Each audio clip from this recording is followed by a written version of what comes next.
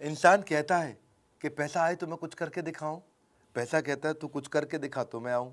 नमस्कार, मैं Vivek Bindra, founder and CEO बड़ा बिजनेस.com। पिछली बार फंड रेजिंग की बात करी, फंड रेजिंग की बात दोबारा। पहले सोर्सेज ऑफ फंड बताए थे, पैसा कहां से मिलेगा। आज बताएंगे तरीका क्या है।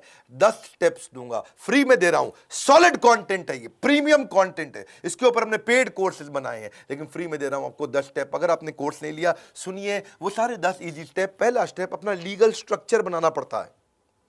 अगर आपकी प्रोप्राइटरी कंपनी है, पार्टनरशिप कंपनी है, फंड रेजिंग नहीं कर सकते, लिमिटेड लायबिलिटी में भी नहीं कर सकते, एलएलपी जिसको बोलते हैं, प्राइवेट लिमिटेड या पब्लिक लिमिटेड।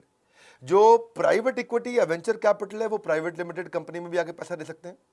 प्राइवेट इक्विटी और venture capital, PE and VC, ये प्राइवेट लिमिटेड कंपनी में देते हैं। लेकिन अगर आपको आईपीओ, तो फिर उसके लिए आपको पब्लिक लिमिटेड कंपनी में जाना पड़ता है। तो पहले तो अपनी कंपनी का लीगल स्ट्रक्चर ठीक कर लो, फिर आते हैं दूसरे स्टेप पे। अब थोड़ा मार्केट का रिसर्च अच्छा करके रखिए। कितना कस्टमर है आपकी मार्केट में। अगर आपकी उबर है तो सब आपके कस्टमर बन सकते हैं, स्विगी है तो सबको खाना है, उबर है तो सबको जाना है।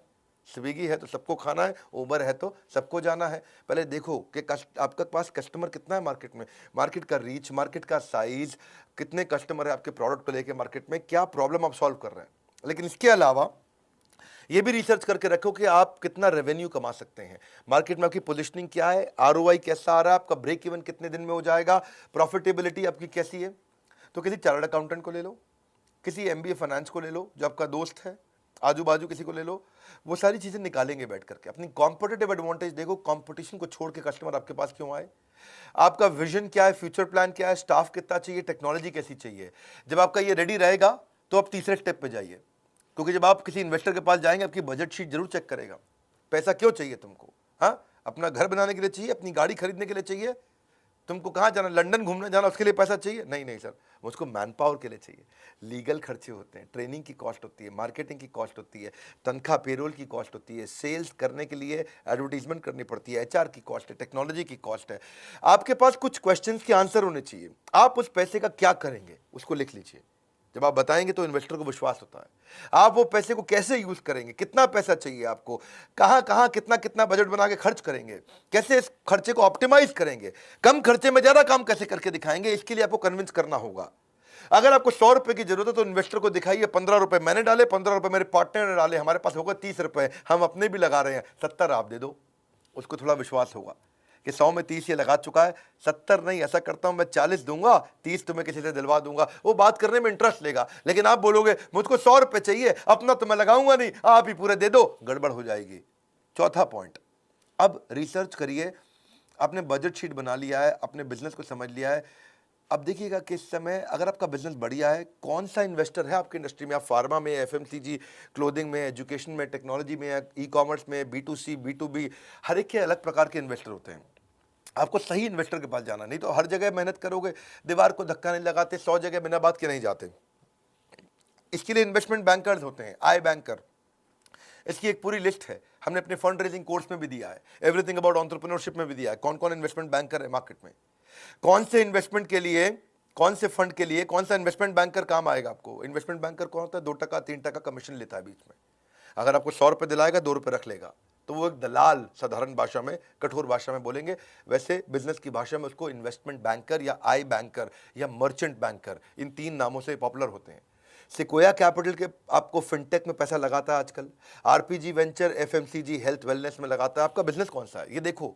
आप ई कॉमर्स में जा रहे हो तो एसएल पार्टनर अच्छा कर रहा है, कंज्यूमर बिजनेस सर्विसेज में जा रहे हो नेक्सस वेंचर कर रहा है। इसकी पूरी लिस्ट हमने बनाई है। पूरी लिस्ट यहाँ यूट्यूब वीडियो बनाना मुश्किल होता है। अगर आप सीरियस कस्टमर हैं, बायर हैं, आपको वास्तव में आपको चाहिए कि भाई मुझे कोई पैसा मिल जाए, पैसा मिलना मुश्किल नहीं है, कुछ बेसिक चीज़ें चाहिए।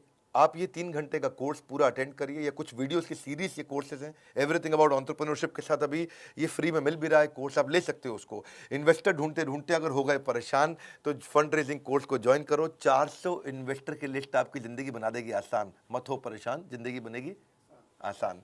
इसके बाद 5वां पॉइंट, पिच डेक तैयार करो। जब जाओगे इन्वेस्टर के पास बोलोगे क्या, पिच मतलब उसको बोलना, डेक मतलब आपकी पूरी प्रेजेंटेशन। तो आप उसको समझाओगे, कन्विंस करोगे, तो कैसे करोगे। आपको सबसे पहली चीज बतानी पड़ेगी, पैसा कितना चाहिए, क्यों चाहिए, कैसे खर्च करोगे।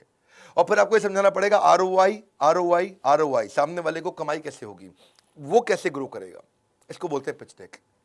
अगर आप पिच डेक में ये भी लिखो, पहला 100 कस्टमर कैसे लाओगे, उसके बाद 1000 कैसे लाओगे, 10,000, 1 लाख, 10 लाख कस्टमर कैसे बनेंगे। पहले तो सिंपल सा कवर पेज बना लो, उसके बाद अंदर जब जाते हो अपनी टीम की इंफॉर्मेशन डालो, मेरे पास ये टीम है। इन्वेस्टर देखना चाहता है कि आपकी टीम में दम कितना है, आपकी टीम एग्जीक्यूट कर पाएगी कि नहीं कर पाएगी। पैसे तो चलो मैं लगा दूंगा, क्या सोचता है इन्वेस्टर, पैसे तो मैं लगा दूंगा, लेकिन क्या आपकी टीम में वो क्षमता है कि आपके आइडिया का एग्जीक्यूशन कर दे। आपको अपनी प्रोडक्ट और टेक्नोलॉजी की डिटेल देनी पड़ेगी। मैं क्या प्रोडक्ट बना रहा हूं, क्या टेक्नोलॉजी बना रहा हूं, कैसे बनाऊंगा, कितने दिन में बनाऊंगा, क्या बिजनेस का मॉडल है, कस्टमर आएगा कैसे। आपका कॉम्पिटिटिव लैंडस्केप का मतलब आसपास कितने कॉम्पिटिटर है इस धंधे में, आपके बिजनेस में और कितने तरह के कॉम्पिटिटर घुस चुके हैं, आपके करंट फाइनेंशियल कैसे हैं, पिछले 1 साल से 2 साल से आप बिजनेस कर रहे हो, थोड़ा मोटा किया है आपने, ज्यादा नहीं किया, थोड़ा किया है आपने, 10 लाख, 50 लाख, 1 करोड़ या कुछ भी छोटा सा बिजनेस किया है, खाली आइडिया है। तो आइडिया है तो मार्केट साइज की अपॉर्चुनिटी बताओ, भाई मार्केट इतनी बड़ी है, मेरा आइडिया अच्छा है, थोड़ा पैसा दे दो, सीड फंड।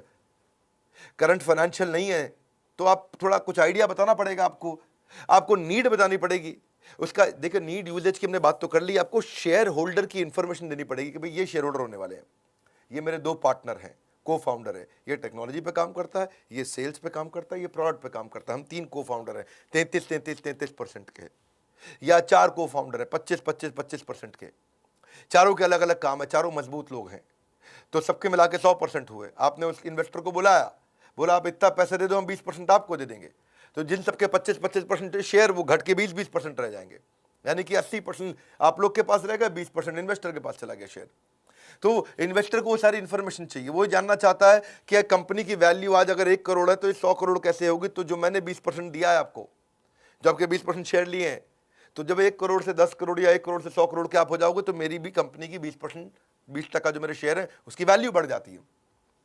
इन्वेस्टर क्यों आता है, इन्वेस्टर को आरओआई रिटर्न चाहिए। अब आता छठा पॉइंट, अपनी इन्वेस्टर पिच को और अच्छा करो, उसको परफेक्ट करो। कैसे परफेक्ट करोगे आप इन्वेस्टर से बात कैसे करोगे, प्रोसीड कैसे करोगे, अपने आप को प्रेजेंट कैसे करोगे, अपनी टीम को कैसे प्रेजेंट करोगे, उसको ईमेल कैसे लिखोगे आप, वो आपको कैसे रिस्पॉन्ड करेगा, गो हेड कैसे होगा। तो बेसिकली कुछ मिस्टेक्स है जिनका ध्यान रखना है। पहले कभी ये मत बोलिए मेरा कोई कंपटीशन ही नहीं है, आप बता सकते हैं अगर वास्तव में भी नहीं है तो बताएं कि एक कमजोर कंपटीशन अभी बिगिन हुआ है, आप मार्केट में फर्स्ट मूवर एडवांटेज है, नहीं तो हमेशा बताइए कि ये लैंडस्केप है। अनरियलिस्टिक प्रोजेक्शन मत दीजिए। आपको लगता है कि आप धंधा करेंगे 10 करोड़ का, बोल दें 1000 करोड़, तो फिर पर्दाफाश हो जाता है। क्लैरिटी होनी बहुत जरूरी है, जब क्लैरिटी नहीं होती है तो भी इन्वेस्टर पकड़ लेता है इस बात को। अगर इन्वेस्टर आपको क्रिटिसाइज करता है, आपकी कोई गलती निकालता है तो उसको पर्सनली मत लीजिए। ऐसा नहीं कि आप दुखी होकर बैठ जाएं, ये कैसे मेरे बारे में इतनी कमी निकाल रहा है। और ऐसा नहीं कि बहुत कंजर्वेटिव नंबर दे दो, अग्रेसिव नंबर नहीं देना। आपने 10 करोड़ को 100 करोड़ नहीं बताना, वो तो मैंने बताया, लेकिन ऐसा ना हो कि 10 करोड़ को आप 1 करोड़ बता बैठो। तो कंजर्वेटिव भी नहीं देना, बहुत एग्रेसिव भी नहीं देना, रियलिस्टिक नंबर दीजिए। अनप्रोफेशनल लोग होती है कभी कभार, या बहुत ज़्यादा हीरो बन के जाते हैं। अभी हमारे एक दोस्त हैं, वो बहुत बड़े इन्वेस्टर हैं, वो कहते हैं कि मैंने इन्वेस्टमेंट के लिए एक, मेरे पास एक पिच आई थी, बड़ी अच्छी पिच थी, वो बिजनेस मॉडल उसका अच्छा था। मैंने उसको 5 स्टार बुलाया, 5 स्टार होटल में एक मीटिंग करने के लिए। मैंने पूछा वाइन लेते हो, बोला मैं विस्की लेता हूँ, बड़ी कोई महंगी विस्की बता रहा था वो, सिंगल मॉल्ट 18 ईयर। तो बोला मैं 12 ईयर भी नहीं लेता, 18 ईयर लेता हूँ। जब उसने ऐसा बोला तो उसको लगा इसके तो बड़े रईसों वाले शौक है, ये मेरे पैसों को अपने शौक में ही पूरा कर डालेगा।